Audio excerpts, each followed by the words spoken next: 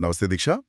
आज हम उत्तर प्रदेश पर एक विस्तृत जीके दिग्दर्शिका देखने वाले हैं। जी सर, नमस्ते। ये तुम्हारी परीक्षा की तैयारी के लिए, तुम जानती हो, बहुत महत्वपूर्ण है। बिल्कुल सर। इसमें हम प्रदेश की स्थापना से लेकर उसके जितने भी महत्वपूर्ण तथ्य हैं, सब कुछ क्रम से समझेंगे। चलो शुरू करते हैं। जी चलिए शुरू करते हैं। देखो दीक्षा, ये हमारी पहली स्लाइड है। जी सर। इस स्लाइड पर देखो, शीर्षक लिखा है उत्तर प्रदेश एक विस्तृत जीके दिग्दर्शिका, और इसके नीचे लिखा है भारत का हृदय और परीक्षा उन्मुख महत्वपूर्ण तथ्य, और साथ में उत्तर प्रदेश का एक नक्शा भी है। जी।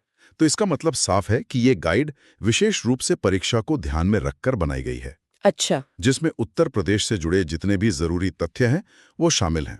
चलो अब आगे बढ़ते हैं और इसके बारे में और जानते हैं। तो ये सत्र पूरी तरह से उत्तर प्रदेश के परीक्षा उपयोगी सामान्य ज्ञान पर ही केंद्रित रहेगा। ठीक है सर। चलो दीक्षा, अब अगली स्लाइड देखते हैं। ये राज्य की पहचान और स्थापना के बारे में है। जी। देखो, बाईं ओर उत्तर प्रदेश का नक्शा है, उसमें लखनऊ को चिन्हित किया गया है। हाँ, दिख रहा है। और दाईं ओर 4 बॉक्स में मुख्य जानकारी दी गई है। जी। पहला पॉइंट है स्थापना 24 जनवरी 1950 को। ओके। इसका पूर्व नाम संयुक्त प्रांत था। ओके। दूसरा, राजधानी लखनऊ, जो 1935 से मतलब पूर्णतः राजधानी है। जी। तीसरा, राज्य का पुनर्गठन, ये हुआ 1 नवंबर 1956 को। और चौथा है राज्य का विभाजन 9 नवंबर 2000 को, जब 13 जिलों को मिलाकर उत्तराखंड बना। सर, स्थापना और राज्य का पुनर्गठन, इन दोनों तारीखों में क्या अंतर है? मतलब थोड़ा कंफ्यूजन है। हाँ, बहुत अच्छा सवाल है दीक्षा। देखो, स्थापना हुई 24 जनवरी 1950 को। जी। इस दिन क्या हुआ था कि संयुक्त प्रांत का नाम बदलकर उत्तर प्रदेश रखा गया। बस नाम बदला था। अच्छा, सिर्फ नाम। हाँ, और पुनर्गठन 1 नवंबर 1956 को राज्य पुनर्गठन अधिनियम के तहत हुआ था।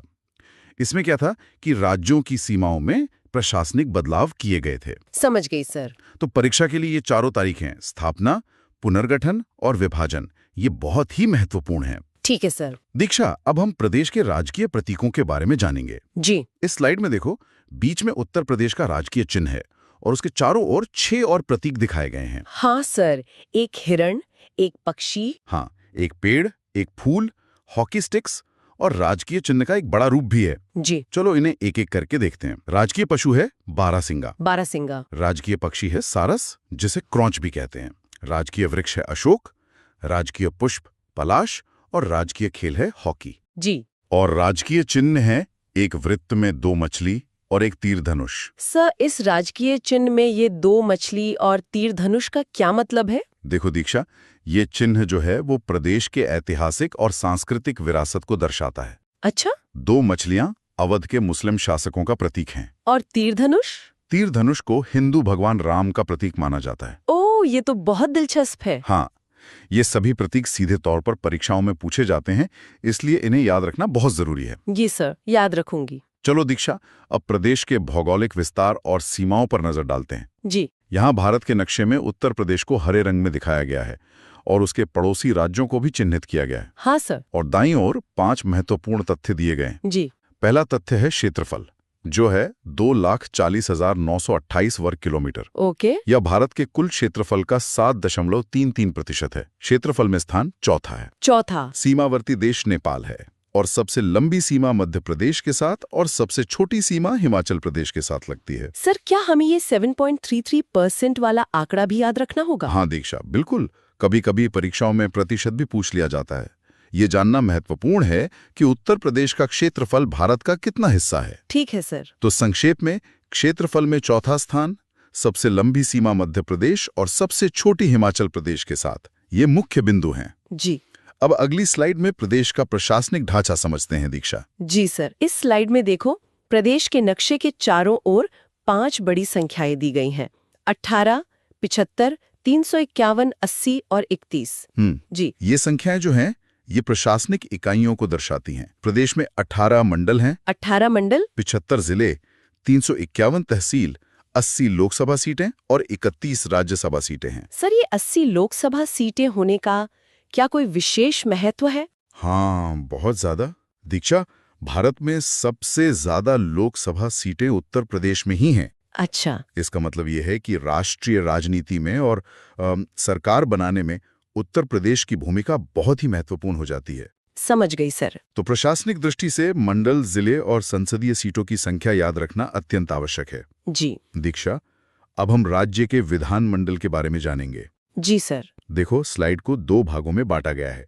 बाईं ओर विधानसभा मतलब लेजिस्लेटिव असेंबली और दाईं ओर विधान परिषद यानी लेजिस्लेटिव काउंसिल की जानकारी है। दोनों के नीचे उनके भवन के चित्र और मुख्य तथ्य दिए गए हैं। जी। तो विधानसभा में कुल सदस्य 403 हैं, कार्यकाल 5 वर्ष का होता है और स्वतंत्रता के बाद प्रथम अध्यक्ष राजर्षि पुरुषोत्तम दास टंडन थे। जी। वहीं विधान परिषद में कुल सदस्य 100 हैं। यह एक स्थायी सदन है और इसके प्रथम सभापति श्री चंद्रभाल थे। सर, विधान परिषद के लिए स्थायी सदन का क्या अर्थ है? स्थायी सदन का मतलब है कि ये कभी भंग नहीं होती, दीक्षा। अच्छा। इसके सदस्य 6 साल के लिए चुने जाते हैं और हर 2 साल में 1/3 सदस्य सेवानिवृत्त हो जाते हैं। ओह, ठीक है सर। उत्तर प्रदेश उन कुछ ही राज्यों में से है जहां द्विसदनात्मक व्यवस्था है और दोनों सदनों के सदस्यों की संख्या और प्रथम अध्यक्ष या सभापति का नाम, ये सब महत्वपूर्ण है। जी सर। अब बात करते हैं राज्य के संवैधानिक प्रमुख यानी राज्यपाल की। जी। इस स्लाइड पर अशोक स्तंभ का चिन्ह है और नीचे राज्यपाल पद से जुड़े 4 मुख्य बिंदु दिए गए हैं। जी। पहला बिंदु, राज्यपाल का संवैधानिक पद राज्य का मुख्य कार्यकारी प्रमुख यानी चीफ एग्जीक्यूटिव हेड होता है। ओके। दूसरा, संविधान के अनुच्छेद 153 के तहत हर राज्य के लिए एक राज्यपाल का प्रावधान है। तीसरा, इस पद के लिए न्यूनतम आयु 35 वर्ष है। और चौथा, इनकी नियुक्ति राष्ट्रपति द्वारा की जाती है। सर, ये न्यूनतम आयु वाला पॉइंट नीले रंग में हाईलाइट किया गया है। क्या यह परीक्षा के लिए विशेष रूप से महत्वपूर्ण है? बिल्कुल सही पकड़ा दीक्षा। राज्यपाल और राष्ट्रपति जैसे संवैधानिक पदों के लिए न्यूनतम आयु अक्सर परीक्षाओं में पूछी जाती है, इसलिए 35 वर्ष की आयु का यह तथ्य बहुत महत्वपूर्ण है। ठीक है सर। तो राज्यपाल के लिए अनुच्छेद 153, न्यूनतम आयु 35 वर्ष और राष्ट्रपति द्वारा नियुक्ति, ये 3 बातें आपको याद रखनी है। जी। चलो दीक्षा, अब उत्तर प्रदेश के कुछ मुख्यमंत्रियों की समय रेखा देखते हैं। जी सर। यहाँ एक टाइमलाइन दिखाई गई है जिसमें विश्वनाथ प्रताप सिंह, अखिलेश यादव और योगी आदित्यनाथ के चित्र हैं। हाँ। और बीच में गठबंधन युग को दर्शाने वाला एक चित्र भी है। जी। टाइमलाइन में सबसे पहले हैं विश्वनाथ प्रताप सिंह 1980-82, जो बाद में भारत के प्रधानमंत्री भी बने। अच्छा। फिर गठबंधन और क्षेत्रीय दलों का युग दिखाया गया है जिसमें मुलायम सिंह यादव, मायावती, कल्याण सिंह और राजनाथ सिंह के कार्यकाल शामिल हैं। से बाद अखिलेश यादव 2012 से 17 को युवा नेतृत्व के दौर के रूप में और योगी आदित्यनाथ 2017 वर्तमान को भाजपा के उदय और निरंतरता के रूप में दर्शाया गया है। सर, विश्वनाथ प्रताप सिंह के नीचे जो बॉक्स है, मुख्यमंत्री जो भारत के प्रधानमंत्री बने, ये एक विशेष तथ्य है। हाँ दीक्षा, ये एक बहुत ही महत्वपूर्ण तथ्य है। ये अक्सर पूछा जाता है कि उत्तर प्रदेश के कौन से मुख्यमंत्री बाद में देश के प्रधानमंत्री बने। जी सर। ये स्लाइड उत्तर प्रदेश की राजनीति के विभिन्न चरणों को दर्शाती है, एक पार्टी के प्रभुत्व से लेकर गठबंधन सरकारों और फिर नई पार्टी के उदय तक। बिल्कुल। अगली स्लाइड में हम प्रदेश के कुछ प्रमुख राज्यपालों के बारे में जानेंगे। जी। इस स्लाइड में 4 बॉक्स है जिनमें 4 प्रमुख राज्यपालों के नाम और उनके बारे में जानकारी दी गई है। देखो, श्रीमती सरोजिनी नायडू का बॉक्स विशेष रूप से हाईलाइटेड है। हाँ सर, पहली है श्रीमती सरोजिनी नायडू 1947 से 49, जो प्रदेश की प्रथम राज्यपाल और देश के किसी भी राज्य की पहली महिला राज्यपाल थी। ओ, देश की भी पहली? हाँ। दूसरे हैं श्री वी गिरी 1957-60, जो बाद में भारत के राष्ट्रपति बने। फिर हैं श्री मोतीलाल वोरा 1993-96, जो एक प्रमुख राजनीतिक व्यक्ति थे। और अंत में श्रीमती आनंदीबेन पटेल 2019 पदासीन, जो वर्तमान राज्यपाल हैं। सर, श्रीमती सरोजिनी नायडू वाला पॉइंट तो परीक्षा के लिए बहुत ही जरूरी लग रहा है, क्योंकि ये देश में भी प्रथम थी। बिल्कुल सही दीक्षा।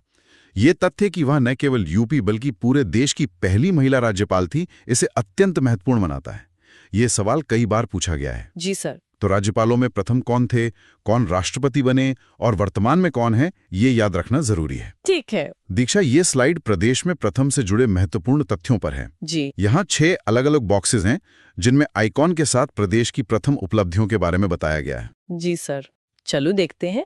प्रथम लोकायुक्त विश्वंभर दयाल, प्रथम विधानसभा अध्यक्ष स्वतंत्रता के बाद पुरुषोत्तम दास टंडन। इलाहाबाद विश्वविद्यालय 1897, प्रथम टाइगर रिजर्व दुधवा, एशिया का प्रथम डीएनए बैंक लखनऊ और देश की प्रथम महिला मुख्यमंत्री सुचेता कृपलानी। सर, ये डीएनए बैंक वाला तथ्य क्या ये भारत का भी पहला था या सिर्फ एशिया का? स्लाइड में स्पष्ट लिखा है एशिया का प्रथम डीएनए बैंक जो लखनऊ में स्थापित हुआ। यही इसे और भी महत्वपूर्ण बना देता है। अच्छा, एशिया का प्रथम। हाँ, इस स्लाइड के सभी 6 तथ्य सीधे प्रश्न के रूप में आ सकते हैं, इसलिए ये बहुत महत्वपूर्ण है। जी सर। अब हम उन हस्तियों को देखेंगे जिन्हें भारत रत्न मिला और वे उत्तर प्रदेश से जुड़े थे। जी। इस स्लाइड में एक तारामंडल का चित्र है जिसमें तारों को जोड़कर एक आकृति बनाई गई है। हर तारे पर एक भारत रत्न विजेता का नाम और वर्ष लिखा है। जी। इस सूची में देखो, डॉक्टर भगवान दास 1955, पंडित जवाहरलाल नेहरू 1955, पंडित गोविंद बल्लभ पंत 1957, पुरुषोत्तम दास टंडन 1961, श्रीमती इंदिरा गांधी 1971, पंडित रविशंकर 1999, उस्ताद बिस्मिल्लाह खां 2001 और श्री अटल बिहारी वाजपेयी 2015 शामिल हैं। सर, इस सूची में तो राजनीति से लेकर संगीत तक अलग-अलग क्षेत्रों के लोग शामिल हैं। हाँ दीक्षा, और यही दिखाता है कि उत्तर प्रदेश ने देश को हर क्षेत्र में महान हस्तियां दी हैं। बिल्कुल सर। परीक्षा में कभी-कभी व्यक्तित्व और उनके सम्मान का मिलान करने वाले प्रश्न आ सकते हैं। जी। ये हमारी अंतिम सूचनात्मक स्लाइड है दीक्षा। इसमें कुछ बहुत ही महत्वपूर्ण त्वरित तथ्य हैं। जी सर। बीच में एक बॉक्स है जिसमें सोनभद्र जिले की जानकारी है। इसके चारों ओर 4 और बॉक्स हैं जिनमें संख्याएं 80, 10, 8 और प्रयागराज 12 लिखी हैं। जी। देखो, यूपी सर्वाधिक 80 लोकसभा सीटों वाला राज्य है। हाँ। प्रदेश में अब तक 10 बार राष्ट्रपति शासन लग चुका है। राष्ट्रीय राजधानी क्षेत्र यानी एनसीआर में प्रदेश के 8 जिले शामिल हैं। 8 जिले में सर्वाधिक 4 राज्यों को स्पर्श करने वाला जिला सोनभद्र है। सर, ये सोनभद्र वाला पॉइंट हाईलाइटेड है और बहुत रोचक भी है। क्या हम जान सकते हैं कि वे 4 राज्य कौन से हैं? दीक्षा, यह तथ्य बहुत महत्वपूर्ण है, लेकिन इस स्लाइड में उन राज्यों के नाम नहीं दिए गए हैं। परीक्षा के लिए यह याद रखना काफी है कि वो कौन सा जिला है जो 4 राज्यों को छूता है, और उसका उत्तर है सोनभद्र। ठीक है सर, समझ गई। इस स्लाइड का हर एक पॉइंट एक सीधा सवाल है। ये परीक्षा विशेष तथ्य जरूर याद कर लेना। जी। और दीक्षा, ये हमारी आखिरी स्लाइड है। जी सर। इस पर शीर्षक लिखा है उत्तर प्रदेश ज्ञान और संस्कृति का संगम, और नीचे लिखा है आपकी परीक्षा की तैयारी के लिए एक दिग्दर्शिका। जी। ये हमारे आज के सत्र का सार है, जो ज्ञान और संस्कृति के इस संगम की परीक्षा के लिए तैयारी पर केंद्रित था। बिल्कुल। व्यक्तित्वों से लेके परीक्षा के लिए विशेष तथ्यों तक। जी सर, बहुत अच्छे से समझ आया। मुझे उम्मीद है कि ये तुम्हारी तैयारी में बहुत मदद करेगा। जरूर करेगा सर। एक बात सोचने वाली है दीक्षा, आज हमने जो प्रशासनिक और राजनीतिक तथ्य देखे, वे प्रदेश की सांस्कृतिक पहचान, जैसे कि यहाँ के साहित्य, कला और संगीत को कैसे प्रभावित करते होंगे? ये तो सोचने वाली बात है। इस पर विचार करना। चलो, आज के लिए इतना ही। अच्छे से तैयारी करो। जी सर, धन्यवाद।